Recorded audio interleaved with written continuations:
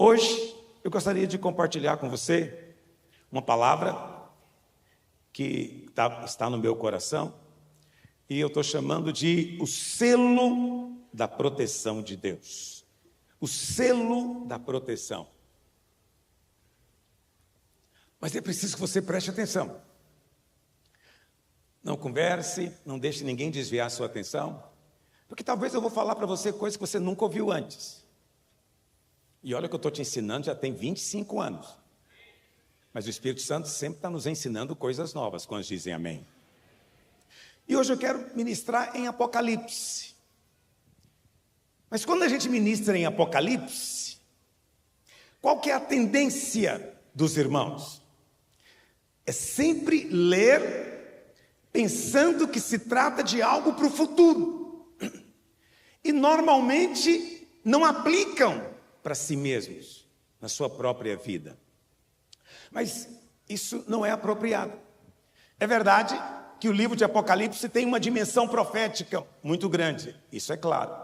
Mas ele não foi escrito somente para isso. Na verdade, o objetivo principal do livro de Apocalipse é revelar Cristo.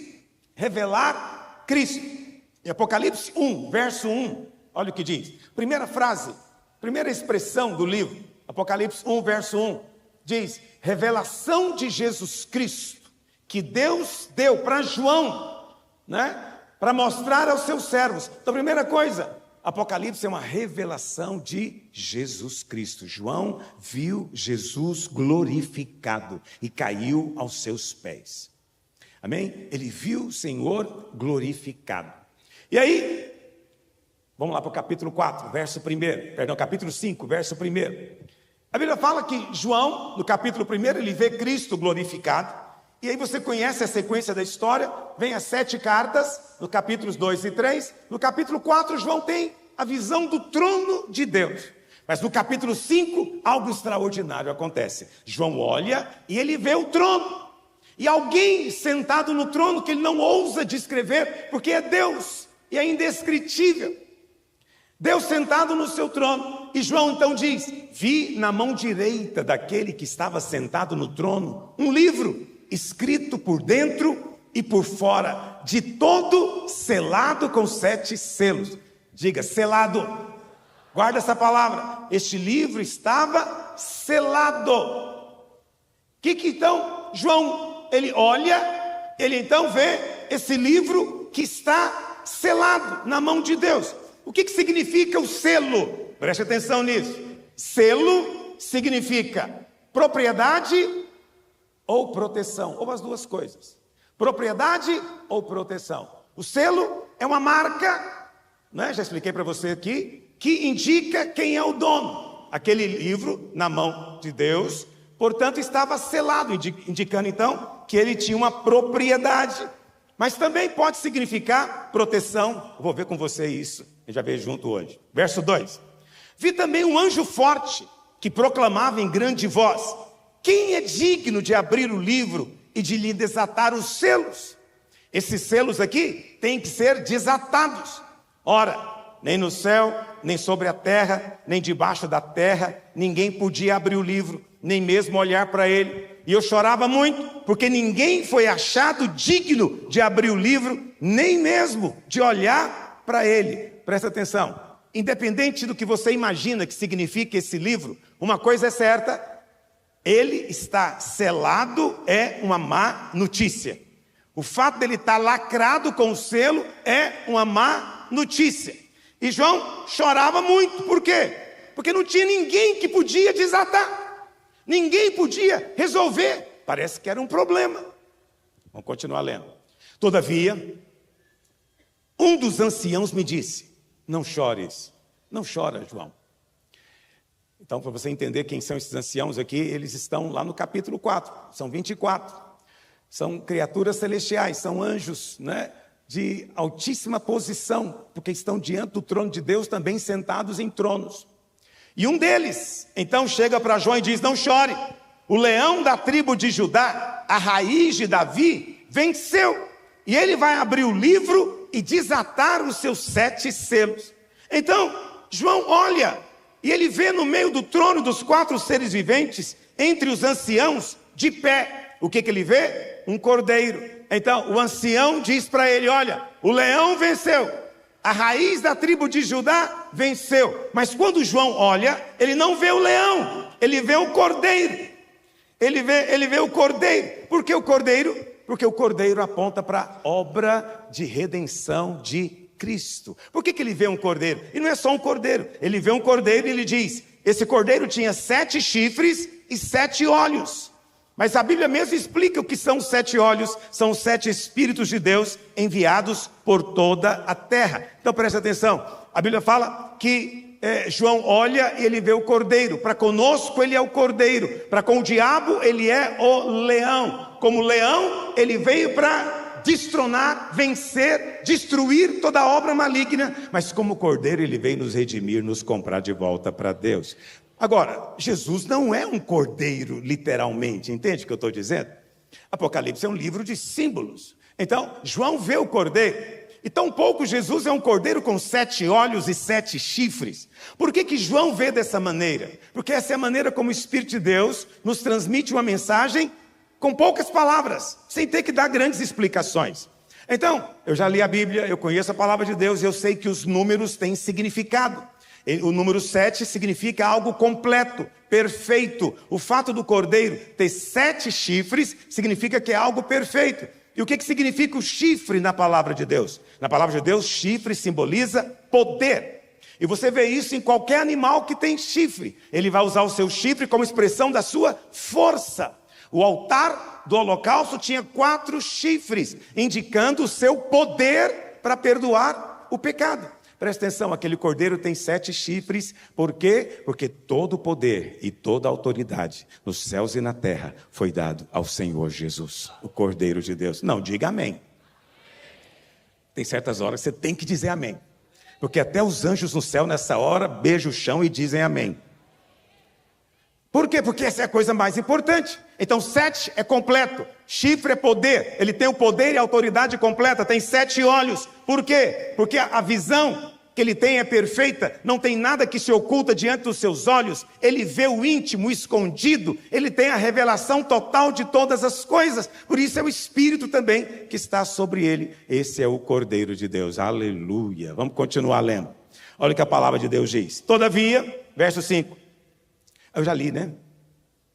Vamos continuar então, verso 7. Veio, pois, e tomou o livro, esse cordeiro, tomou o livro da mão direita daquele que estava sentado no trono. E quando tomou o livro, os 4 seres viventes e os 24 anciãos prostraram-se diante do cordeiro, tendo cada um deles uma harpa e taças de ouro cheias de incenso. E o incenso, a Bíblia mesmo explica, são as orações dos santos. E eles então entoavam um novo cântico, dizendo: digno és de tomar o livro e de abrir-lhe os selos, porque foste morto e com teu sangue compraste para Deus os que procedem de toda tribo, língua, povo e nação. E para o nosso Deus os constituíste reino e sacerdote, e reinarão sobre a terra. Nós vamos cantar isso um dia, junto com os anjos. Quem está cantando hoje são só os anjos, só os querubins e os anciãos. Mas ele diz que nós fomos, quando o Senhor pega o livro, ele está fazendo o quê? Ele está comprando de volta. Ele está comprando, então isso indica que aquele livro aponta para você e eu. Aponta para nós. Está me ouvindo? Num aspecto, é como se fosse um documento de posse. Então, aquele livro aponta para cada um de nós. E o cordeiro comprou de volta. E porque ele comprou de volta, ele pode fazer o quê? Desatar os selos que estavam sobre você. Isso significa o quê? Que está mudando a... Selo significa, em primeiro lugar, o quê? Quem se lembra que eu falei agorinha? Propriedade. Selo significa propriedade. Quando ele pega o livro e desata, quebra, destrói o selo, ele está dizendo o quê? Você agora pertence a mim, eu sou o seu Senhor. Ele comprou de volta. Ele comprou de volta os que procedem de toda tribo, língua, povo e nação. E quando ele compra de volta, ele já os constitui reino e sacerdote. Mas o que é muito importante, a Bíblia diz que eles farão o quê, meus irmãos? Qual a última frase? Reinarão no céu. Onde é que nós vamos reinar? No céu? Não, nós vamos reinar no céu também. Mas a promessa aqui é que aqueles que são desatados, esses reinam na terra. Eu sei que você gosta de ler Apocalipse e falar, vai chegar o dia, aleluia, e você fica sonhando com o dia. É muito bom isso, mas tem algo que eu vou te dizer que é melhor ainda. Aqui está dizendo que você vai reinar na terra, onde você está hoje. E Romanos 5,17 diz o quê? Os que receberam a abundância da graça e o dom da justiça reinarão em vida por meio de um só, a saber, Jesus Cristo. Então você já está reinando hoje. Talvez você não está exercitando a autoridade do reino, mas você já tem autoridade na terra. Amém, querido? Hoje. E eu vou te dizer, no reino, no milênio, você vai reinar também. Mas eu vou te dizer quem é que vai reinar. É quem já está reinando hoje. Vão reinar naquele dia quem hoje já está reinando sobre as obras do diabo. Já está reinando sobre as circunstâncias. Já está reinando sobre a carne, sobre o pecado e sobre o mundo. Quando você exerce a autoridade do reino, filho, você já está vivendo poderes do mundo vindouro. E Apocalipse diz que isso é hoje. Tudo isso aqui aconteceu há 2000 anos atrás. O que João está tendo a visão aqui é do dia que o Senhor Jesus chegou diante de Deus com o sangue. Porque aqui diz que com o seu sangue compraste para Deus. Então, isso aqui está contando aquele dia. Agora, vamos voltar um pouquinho aqui no texto e entender. Por que João estava chorando? Essa é uma pergunta importante.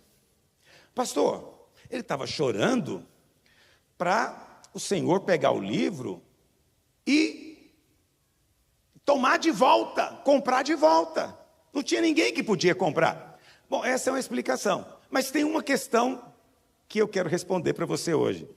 Por que depois, quando começa a abrir os selos, só tem coisa ruim lá dentro? Já parou para pensar nisso? Não tem coisa boa. Quando ele abre, cada selo que ele abre, vai estar no capítulo 6, não precisa de ler, eu vou contar para você. Cada selo que ele abre, acontece uma coisa ruim. Tem uma coisa ruim lá dentro. O primeiro selo, qual é o primeiro selo? Qual é o cavalo? Quem se lembra? Oh Deus, não avisei que era prova hoje, né? É porque eu gosto de prova surpresa. Então o primeiro cavalo é o cavalo branco. E o cavalo branco simboliza o engano que o mundo vive hoje. Depois ele abre o segundo selo e aparece um outro cavalo. Qual que vem em seguida? Vermelho. E o cavalo vermelho simboliza o quê? A guerra. Eu sei que quando você pensa em guerra, você está acostumado a pensar só em Apocalipse no sentido assim de profecia. Aí você já pensa logo na guerra da Rússia contra a Ucrânia. Você já pensa nas guerras mundiais e coisas assim. Olha, diz respeito a isso também, mas também diz respeito a você individualmente. Esses selos têm a ver com a sua vida.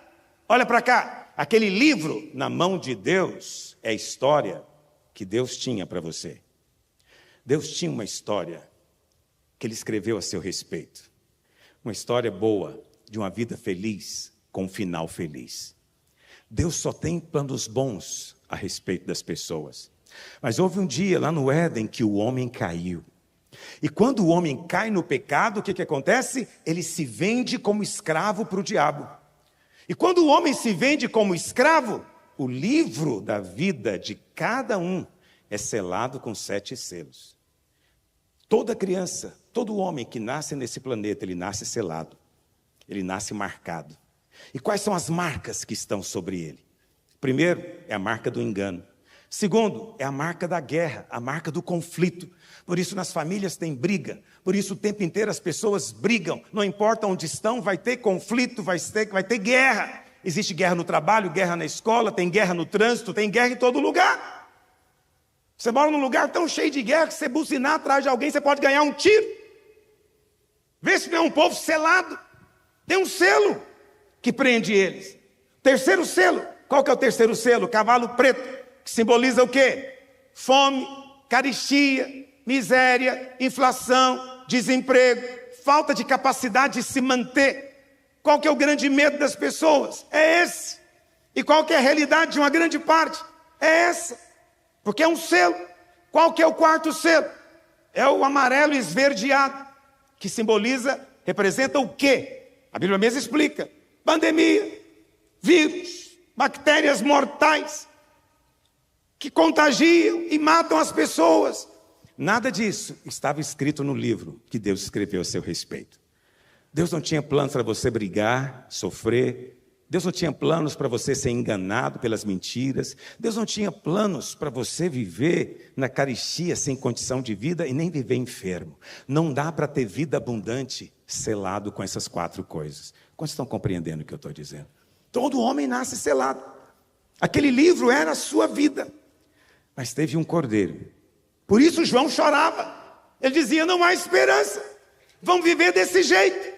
Mas teve um que venceu. E ele vai lá e pega o livro. Teve um dia que ele pegou o livro da sua vida. Aquele livro representa todos os livros, bilhões de livros, o livro da vida de cada um. E quando ele pega o livro daqueles que aceitam, que o recebem, a primeira coisa que ele faz, ele vai desatar cada selo desse. Esses selos foram desatados na sua vida. Você agora não está em Adão. Todo aquele que nasce em Adão vem selado, mas você não está em Adão mais, você está em Cristo. Estando em Cristo, esses selos não estão em você. Mas tem mais selos, são 7. Qual que é o 5º selo? O 5º selo, quando o Senhor Jesus abre o selo, ele vê o quê? Os martirizados. Vivemos num mundo onde há perseguição, não é verdade? Por causa do engano. O 6º selo, a terra é abalada. Lá em Hebreus 2 diz que tudo que é abalável será abalado. E o último selo, o 7º selo, que são as 7 trombetas, nos contam a respeito da ira de Deus. Por causa do pecado, Deus agora tem que executar o seu juízo. E todo homem que nasce na terra, ele nasce debaixo do julgamento, da ira de Deus. Quantos estão entendendo o que eu estou dizendo? Mas quando Jesus derrama o sangue e pega o livro da mão dele, ele desata também o selo da ira de Deus. De maneira que a ira não pode mais vir sobre você. Nunca mais virá sobre você. Você já passou da morte para a vida. Você não entra mais em juízo. Você foi salvo da ira. Você crê nisso? Veja, nós às vezes lemos a palavra de Deus e queremos aplicar só na profecia. Eu estou te mostrando para você aplicar para você agora. Tudo isso se aplica a você hoje. Quantos estão recebendo algo do Senhor hoje? É importante que você preste atenção que eu não iniciei o que eu quero falar ainda. Estou te dando a base para o que eu quero falar. Estão entendendo que existe um selo ruim? Mas se existe um selo ruim, tem também um selo bom. O que a palavra do Senhor diz lá em Efésios, capítulo 1, verso 13. Efésios 1, verso 13, olha o que diz. Depois que você creu, em quem também vós, depois que ouviste a palavra da verdade, o evangelho da vossa salvação. Quantos ouviram a palavra da verdade? Quantos ouviram o evangelho? Quantos creram? Olha o que acontece, depois que você creu, você foi o quê? Olha o verso seguinte, você foi selado com o Espírito Santo da promessa. Então, antes existiam 7 selos sobre você. Esses selos eram todos coisas ruins, coisas do maligno, que não era a vontade de Deus. Mas agora, depois que você creu na verdade, no evangelho da salvação, o que aconteceu? Você ganhou um novo selo. Você foi selado com o Espírito Santo de Deus. E selo significa o quê? Em primeiro lugar, propriedade. Propriedade. Isso significa que esse selo mostra que você tem um dono e senhor da sua vida. Jesus Cristo, o Senhor, diante quem toda língua vai confessar, todo joelho vai se dobrar e vão reconhecer que Ele é o Senhor. Mas isso vai acontecer para esses que não creem lá no final. Para nós já aconteceu hoje, porque você foi selado com o Espírito Santo. Você não vê esse selo.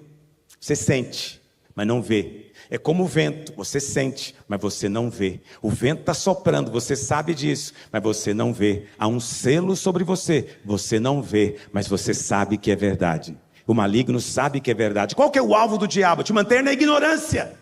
Porque tudo no mundo espiritual depende de fé.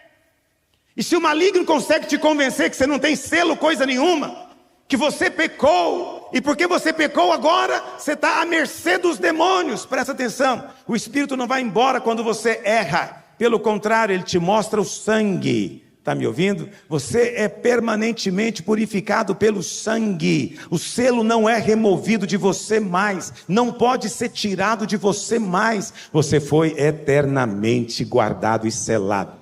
O selo é proteção, o selo é propriedade por um lado, mas é proteção por outro. Mas é preciso crer. Quantos creem no que eu estou dizendo? E aí você vê então no capítulo 6, os selos, não é? Daqueles que ainda não creram e que ainda vivem em Adão. Mas pastor, e onde é que está o selo de proteção aqui em Apocalipse? Então vai lá para o capítulo 7, o capítulo seguinte. Olha o que diz. Depois disto, Apocalipse 7, verso 1. Depois disso vi 4 anjos de pé nos 4 cantos da terra, conservando seguros 4 ventos da terra, para que nenhum vento soprasse sobre a terra, nem sobre o mar, nem sobre árvore alguma. Presta atenção, no grego, a palavra espírito e a palavra vento é a mesma, é pneuma. Está me entendendo? Espírito Santo é o vento santo. Sou estranho para nós. Mas é a mesma palavra no grego, pneuma. Por isso, às vezes, a gente não sabe se está falando de vento natural ou se está falando de espíritos. Ok? Então é importante que você entenda. Esses ventos que estão soprando aqui não são naturais.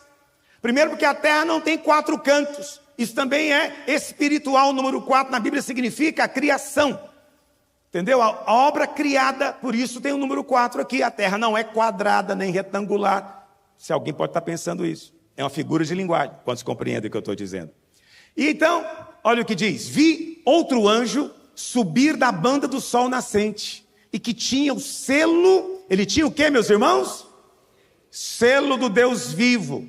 E clamou com grande voz aos 4 anjos, a quem fora dado o poder de danificar a terra e o mar. Então aqueles ventos lá são espíritos.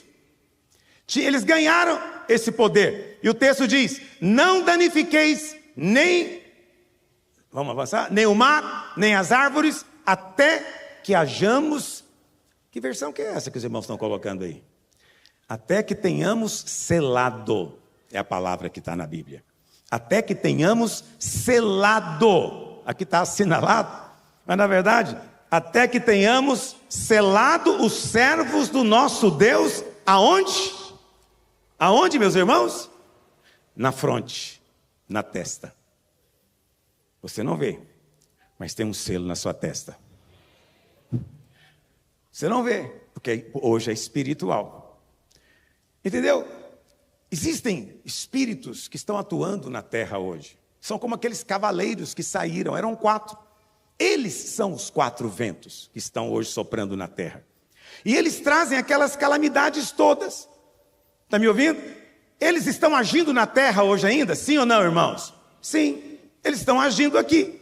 Mas não tem mais nenhuma legalidade para agir sobre a sua vida. Eles podem agir sobre árvores, podem agir sobre rios, sobre mares, mas eles não têm legalidade para agir sobre a sua vida. Você é guardado. Por que você é guardado? Porque antes disso, o Senhor selou os servos de Deus. Quantos são servos de Deus aqui? Você é servo. Você foi selado. Existe uma marca. Mas pastor, você falou que aquelas pessoas que estão aqui no mundo, que ainda não aceitaram a Jesus, também estão marcadas, seladas. Sim, estão. E Apocalipse diz isso. Mas a lógica é muito simples. Efésios diz que o crente está selado. É muito fácil você entender que os não crentes são selados também. Só não são selados por Deus. Eles também têm um selo sobre eles. São 7, na verdade. São 7, na verdade. Mas quando nós nos reunimos aqui para proclamar o Evangelho, o Cordeiro de Deus se levanta e ele envia o anjo para desatar todos os selos sobre a sua vida. Está me ouvindo? Desatar, é isso mesmo. Desatar todos os selos. Você pode vir a ser perseguido pela sua fé, você pode sofrer por causa do que você crê, mas Deus não quer que você sofra mais debaixo da ação desses espíritos, porque você foi selado. E os crentes também são selados. Estão entendendo o que eu estou dizendo? Então todo mundo tem um selo.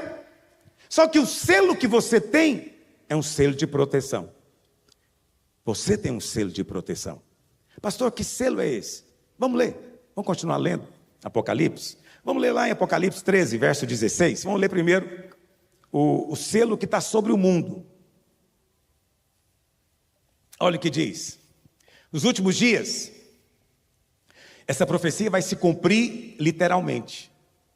Vai ter uma marca visível. Está me ouvindo? Olha para cá. Quando isso acontecer, eu creio, nós não estaremos mais aqui para ver. Então não fique preocupado, ok? Não fique preocupado. A Bíblia fala, nos últimos dias vai se levantar um homem. Paulo chama ele de homem da iniquidade. Ele é um anticristo. E Apocalipse chama ele de besta, criatura. É uma criatura, mas que é homem. Mas é criatura. Quem tiver sabedoria vai entender. É homem, mas é criatura. E ele vai se levantar, e ele então vai fazer uma marca na fronte e na mão direita. Qual que é a interpretação profética que a maior parte dos mestres dão para isso, né? Eles ensinam que nos últimos dias vai ter um chip, um microchip, que vai ser implantado debaixo da sua pele, na mão direita e na sua testa. E aí só vai comprar ou vender quem tiver essa marca. Essa marca é que vai permitir. Quem não tiver, vai morrer de fome, porque não vai poder comprar nem vender. Essa é a interpretação, ok? Mas eu não quero falar de profecia. Não hoje. Hoje eu quero aplicar nos dias de hoje. Apocalipse é um livro para hoje também? É. Apocalipse é um livro para hoje. Porque para você a eternidade já começou. É que você tem dificuldade de acreditar nisso. É porque você ainda está olhando o natural, vivendo num corpo físico. Mas você não é o seu corpo. Você é uma criatura eterna que vive dentro desse corpo. Você é um ser espiritual. Você não morre mais. A morte não tem mais poder sobre você. Você foi selado eternamente. Você é propriedade exclusiva de Deus. E hoje a eternidade já começou para você. Pastor, mas a gente morre. Não, você apenas, esse corpo vai parar de funcionar. Esse corpo é como uma máquina para você viver nesse planeta, vai parar de funcionar. Mas você que está aí dentro e que hoje ninguém sabe como é que você é, vai se manifestar naquele dia. Esse vai ser o dia da manifestação dos filhos de Deus. E aí todos verão que você é tal qual Ele é. Mas não quero falar disso hoje. Pastor, em que aspecto você quer falar então? Eu quero falar para você que o espírito do anticristo já está agindo. O espírito do anticristo já está entre nós aí fora. E às vezes até mesmo dentro de igrejas. Ou seja, a besta está atuando. Qual que é o espírito do anticristo? Vamos ler na Bíblia. A todos, os pequenos e os grandes, os ricos e os pobres, os livres e os escravos, faz que lhe seja dada certa marca. Então presta atenção, essa marca é um selo. É um selo. O selo é uma marca. Uma marca sobre a mão direita e sobre a fronte. Avança. Para que ninguém possa comprar ou vender, senão aquele que tem a marca. O nome da besta ou o número do seu nome. São três coisas que pode aparecer. Uma dessas três coisas coloca você debaixo da ação do espírito do anticristo. É a marca, o número do seu nome e o seu nome. Essas três coisas podem ser uma marca. Avança, verso 18, perdão. Aqui está a sabedoria. Aquele que tem entendimento, calcule o número da besta, pois é número de homem. Ora, esse número é 666. 666. Vamos lá, vamos entender. Pastor, tem gente que já tem marca na vida dele? Sim. E às vezes dentro da igreja. Mas ainda vive com outra marca. E não com a marca que foi feita em você agora pelo Espírito de Deus. Mas tem a marca do Espírito do Anticristo.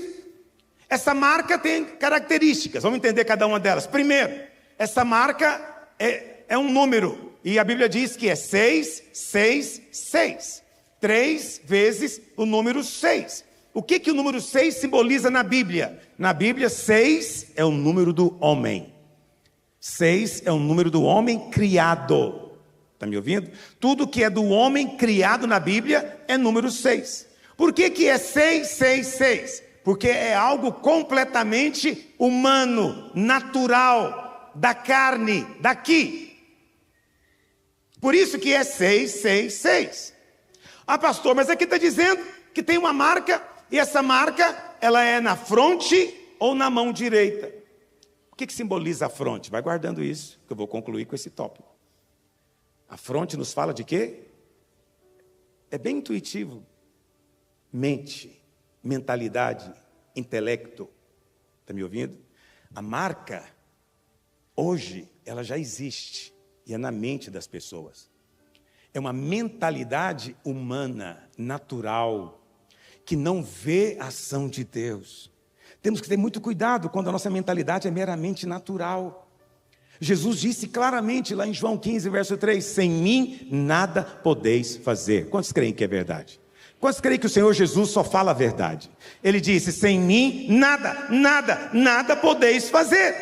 Mas sempre tem algum mestre, algum coach, para vir com a sua mente natural dizer, não, algumas coisas é você que faz. Faz a sua parte que Deus faz a dele. Mas Jesus disse que eu não posso fazer nada. Ele disse que sem ele eu não posso nada.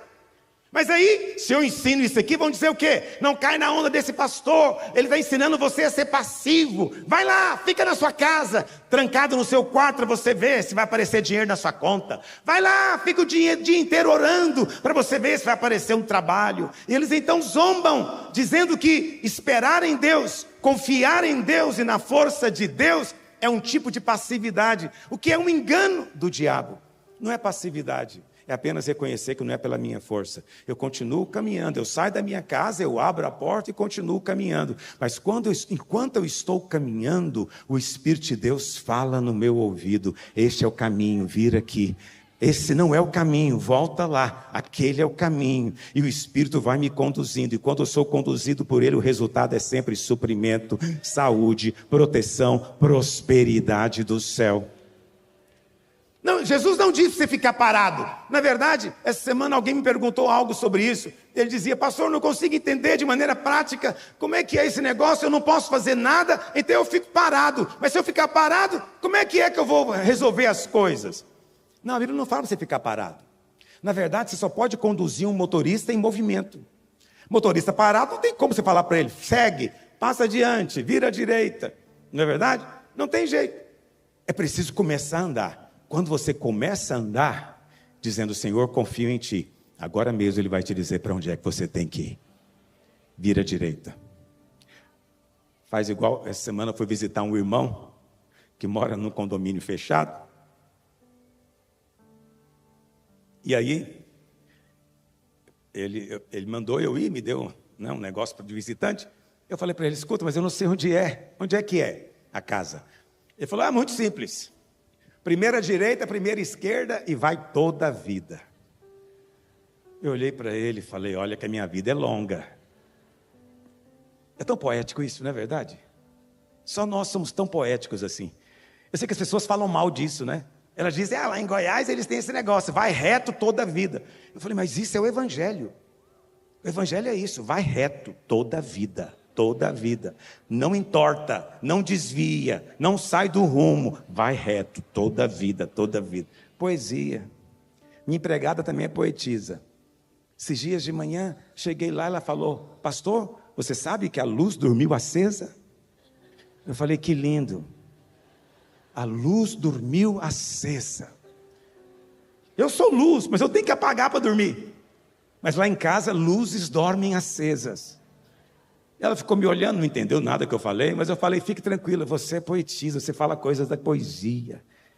Aqui em Goiás as luzes dormem acesas, aleluia. Você também não está entendendo nada, só poeta entende o que eu estou falando. Sou artista, porque o poético é profético. Presta atenção, filho. Onde é que eu estava mesmo?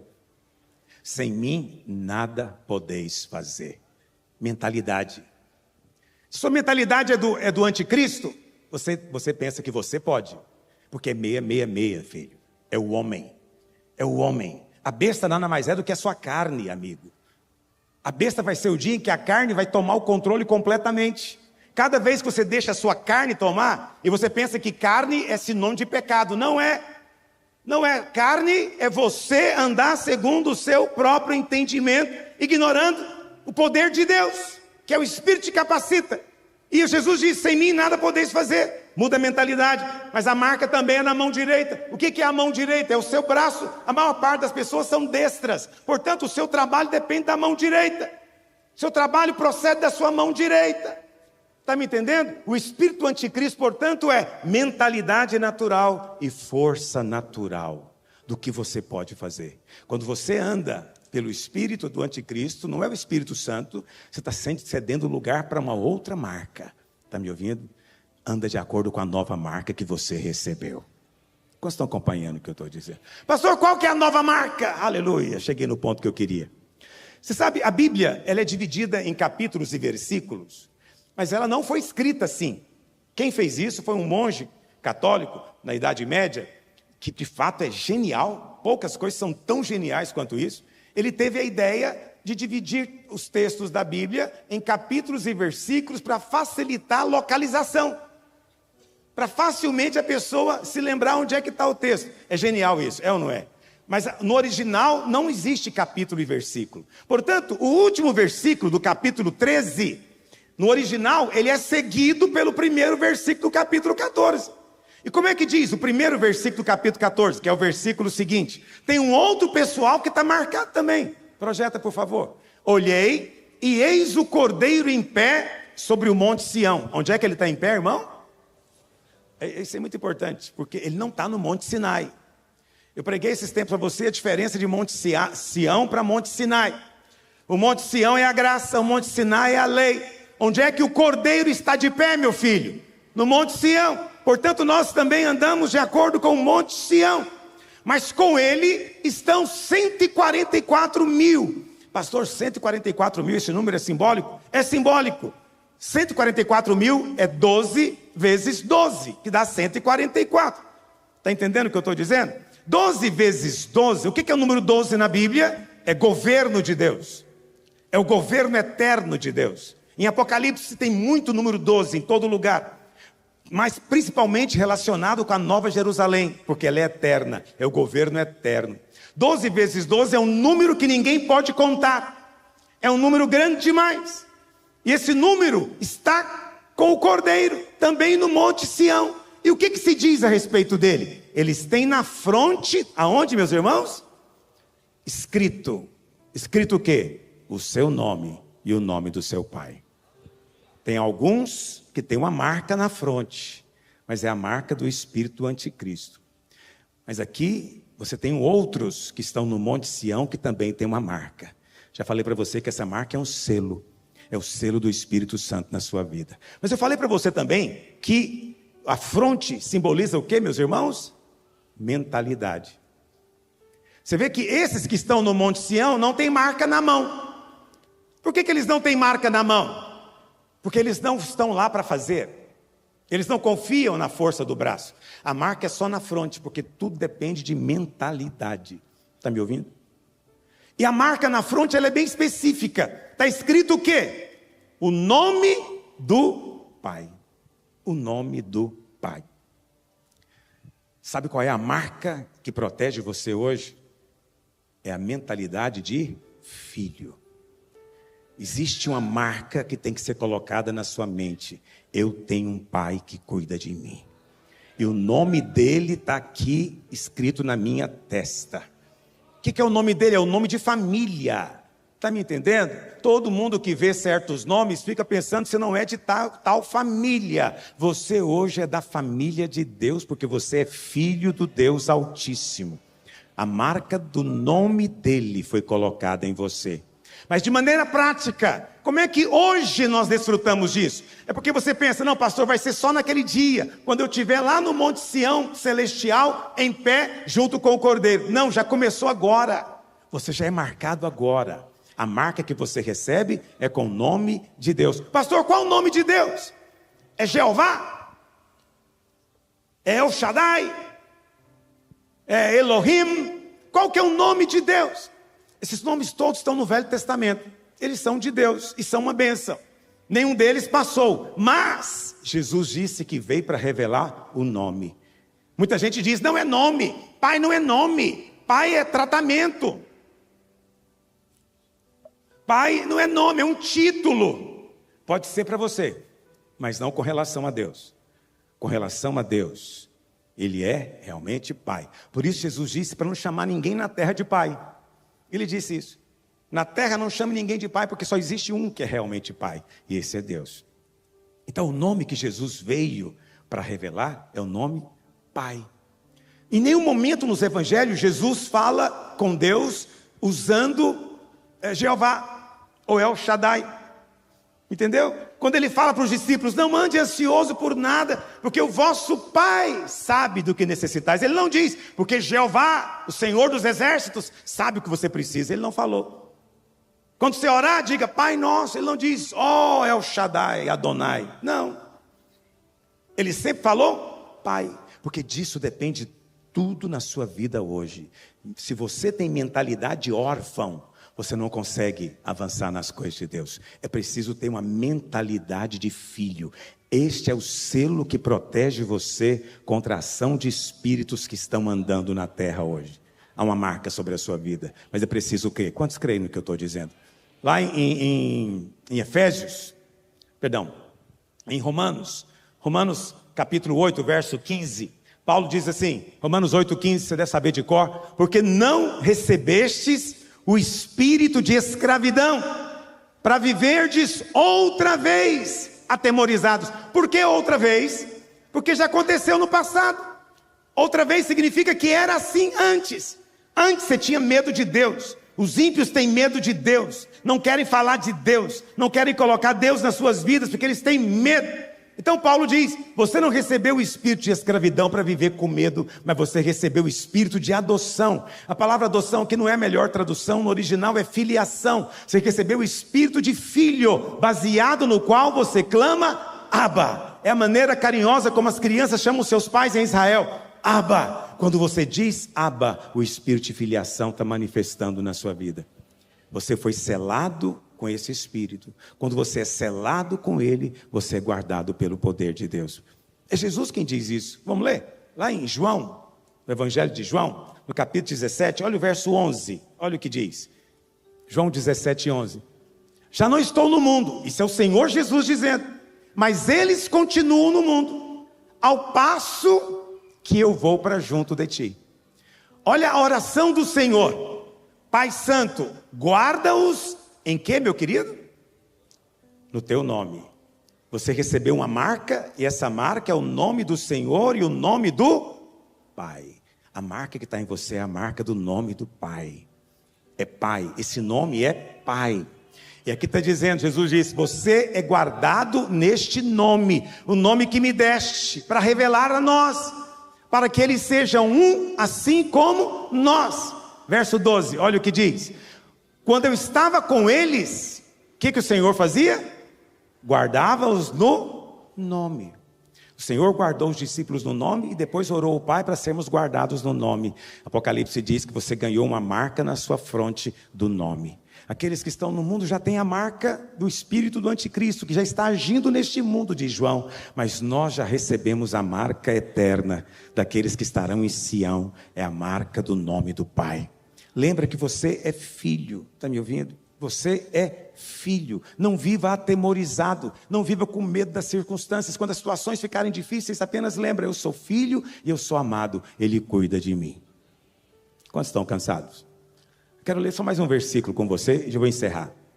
Lá em Ezequiel, capítulo 9, se você estiver anotando, Ezequiel capítulo 9, a palavra do Senhor diz assim, Ezequiel é um livro muito interessante, talvez seja o livro mais fascinante do Velho Testamento, e ele tem muitas semelhanças com Apocalipse, se porventura você quiser ler Ezequiel. Ezequiel logo no começo ele descreve os querubins, E você vai ver esses mesmos querubins lá em Apocalipse capítulo 4. Só que João chama eles de seres viventes. A descrição é a mesma. Lá em Ezequiel você vai encontrar o rio da vida com a árvore nas suas margens. Lá em Apocalipse também tem o rio da vida com a árvore da vida na sua margem. Deus mandou Ezequiel comer o rolo do livro. João também recebeu a mesma ordem de comer o livro de Apocalipse. Muito interessante, porque lá em Apocalipse 18, João faz a descrição das mercadorias que eram comercializadas, ou que serão, lá na Grande Babilônia. Ezequiel tem a mesma descrição. Isso é muito interessante, tem muitas similaridades. Mas lá em Ezequiel, no capítulo 9, a Bíblia fala, projeta por gentileza, Ezequiel capítulo 9, vamos ler o verso 4. A Bíblia fala que Deus diz que ia trazer juízo sobre Jerusalém, no Velho Testamento. Mas, antes de trazer o juízo, Deus dá uma ordem.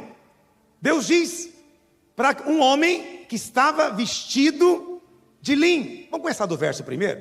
Vamos lá, verso 1. Então, ouvi que gritava em voz alta, dizendo: chegai-vos, vós, executores da cidade, cada um com a sua arma destruidora na mão.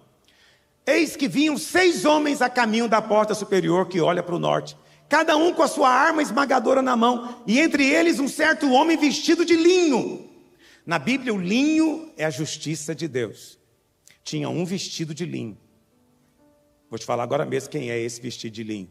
Com um estojo de escrevedor na cintura. Ele tem um estojo de tinta, porque ele é um escriba, na cintura.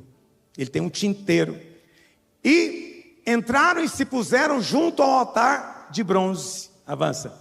A glória do Deus de Israel se levantou do querubim sobre o qual estava, indo até a entrada da casa do Senhor, e o Senhor clamou ao homem vestido de linho, que tinha o estojo de escrevedor na cintura. O que ele clamou? Olha o que ele diz: passa pelo meio da cidade, pelo meio de Jerusalém, e marca com um sinal a testa dos homens que suspiram e gemem por causa das abominações que se cometem no meio dela. Olha para cá, essa profecia já se cumpriu.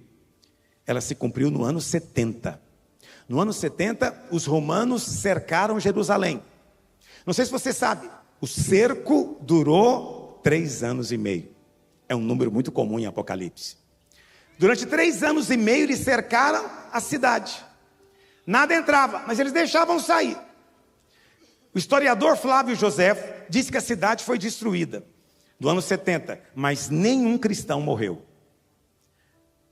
Milhares e milhares de judeus foram crucificados no mesmo dia, mas nenhum cristão morreu. Por quê? Flávio Joséfo diz que eles se lembraram da profecia de Jesus que dizia: quando vocês virem a cidade sitiada, fujam para os montes. E todos eles fugiram para os montes. Nenhum cristão morreu, porque não era para morrer, o juízo não era sobre eles. Que marca que esses cristãos tinham que os preservaram? A gente não sabe, lendo assim, mas eu vou contar para você. Ele diz assim: passa, ele está falando para esse homem de linho, e marca com um sinal a testa. Essas pessoas eram marcadas com um sinal na testa. O que quase ninguém sabe é que sinal é esse. Eu vou contar para você hoje que sinal era esse. A palavra sinal, aqui no original, é uma letra hebraica. É a última letra do alfabeto deles, Tav. Tav. E o Tav, você sabe qual é o formato dele? Uma cruz. Quando você escreve o Tav, você coloca uma cruz. Na verdade, o que o Senhor está dizendo aqui é o seguinte: entra na cidade e marca com a cruz aqueles que o Senhor vai preservar. Você foi marcado também com uma cruz na sua testa. Não é algo natural, não é para a gente fazer de maneira supersticiosa aqui, colocar uma cruz na sua testa, não é isso. O que é a cruz? É o Cordeiro de Deus que tira o pecado do mundo, é o sangue derramado. O que te marca, filho, é a fé no Calvário, a fé na cruz. Quem é o homem de linho? Olha para cá. Paulo diz, esse é o último texto que eu vou ler, eu prometo. Prometo, é o último mesmo. Olha o que ele diz, 2 Coríntios 3, verso 2. 2 Coríntios 3, verso 2. Olha o que Paulo diz. Ele diz assim: vós sois a nossa carta. Olha o que Paulo está dizendo. Cada um de nós é como essa carta. Lembra do rolo, do livro? Escrita em nosso coração, conhecida e lida por todos os homens. Olha o que ele diz, verso 3. estando já manifestos como carta de Cristo, produzida por quem, meus irmãos? Pelo ministério, pelo homem de linho. Hoje eu estou aqui diante de você, fiz questão de vestir um blazer, que pelo menos parece linho. Eu sou esse homem de linho, e eu tenho um ministério. Cada vez que você vem aqui, eu estou pintando você, marcando você, com a palavra do Evangelho. Olha o que diz: produzida pelo nosso ministério, escrita não com tinta, mas pelo Espírito do Deus vivente, não em tábuas de pedra, mas em tábuas de carne, que é o nosso coração. Quando você vem aqui e você ouve a palavra e o seu coração se abre, você está sendo pintado, escrito, uma marca está sendo colocada em você. Essa marca está sendo reavivada em você. Por isso é muito importante, tenha muito cuidado com quem você ouve. Tenha muito cuidado do que você recebe e para o qual você abre o seu coração. Abra o coração para aqueles que pregam a mensagem do Evangelho, a mensagem da não condenação. Você hoje está sendo tingido aqui com a tinta do Espírito. Sabe qual a beleza da tinta do Espírito? Uma vez que você é pintado, ninguém apaga mais. Aquilo que Deus abre, ninguém fecha. Aquilo que Deus fecha, ninguém abre. Aquilo que Deus pinta, homem nenhum, nem demônio nenhum pode apagar na sua vida. Você é guardado pelo poder de Deus. Fique em pé onde você está. Tem dias que eu venho para te dar palavras de consolo, de fé, de amor, mas tem dias que eu venho para te ensinar a Bíblia. Hoje eu vim para te ensinar a palavra. Quantos aprenderam algo do Senhor aqui? Então disse seu vizinho, fala, irmão, você está marcado, não tem mais jeito. Você é protegido. Aquela marca antiga foi tirada, aquele selo antigo foi removido. Diga isso para outro. O selo antigo foi removido. Você está debaixo de outro selo agora. Feche os seus olhos por um instante. Não ande com medo. Você não tem que ter medo das circunstâncias. Você não tem que ficar com medo de vírus, de morte. Você está selado.